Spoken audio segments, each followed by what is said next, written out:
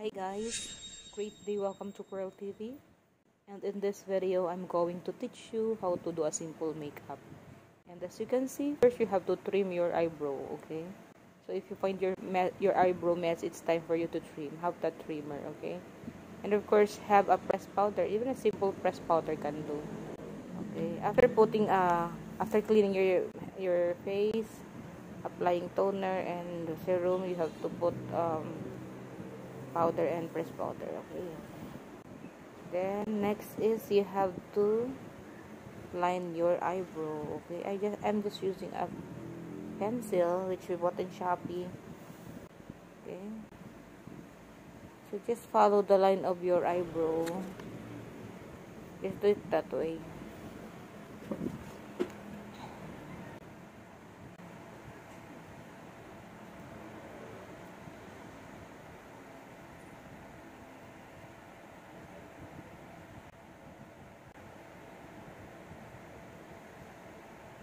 Okay, you have to put eye shadow. Okay, so you can blend your eyeshadow. You can experiment putting an eyeshadow. Just put it that way, guys. Okay, so you can get different brand of eyeshadow, blend the color.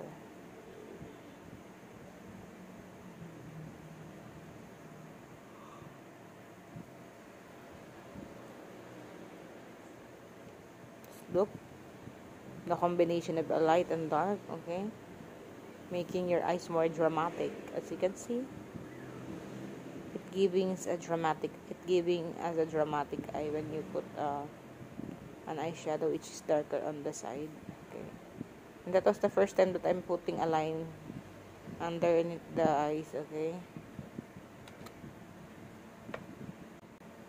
it gives intensity to the eyes.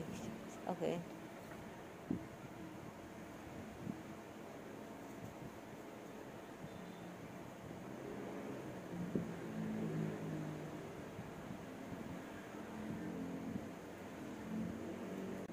then you have to put nose line.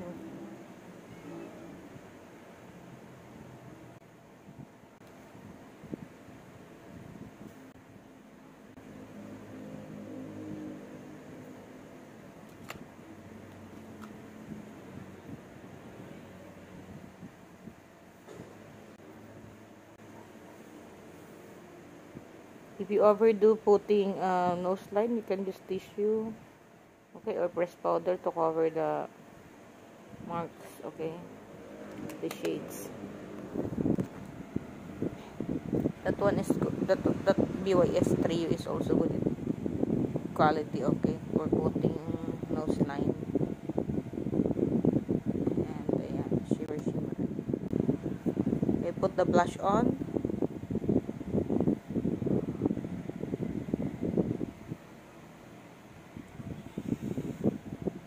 Do it that way accordingly.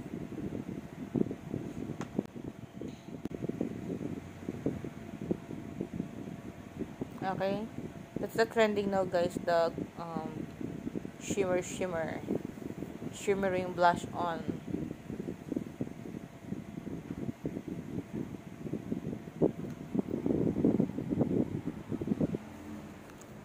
It looks fresh.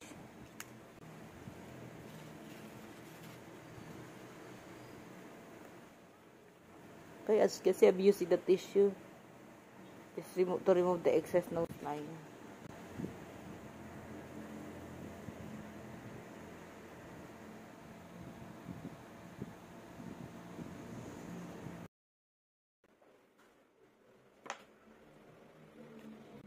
Okay, I have brushes. Okay, I use one for the blush on and I use one for blush on shimmer. Okay,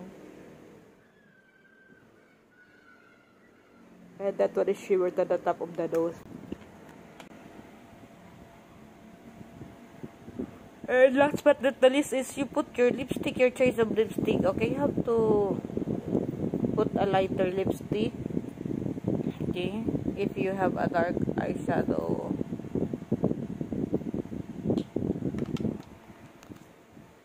So that's all, guys. I hope you enjoy watching this video and you learn something from my makeup tutorial. Okay, ay, ito pa pala guys, you have to put contour. Okay, contour to shade your face, to make your face look smaller. Okay, let's blush on. That's the contour.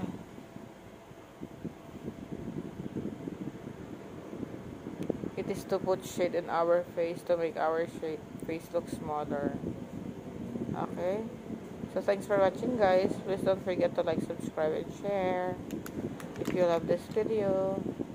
Bye, and thanks for watching. God bless.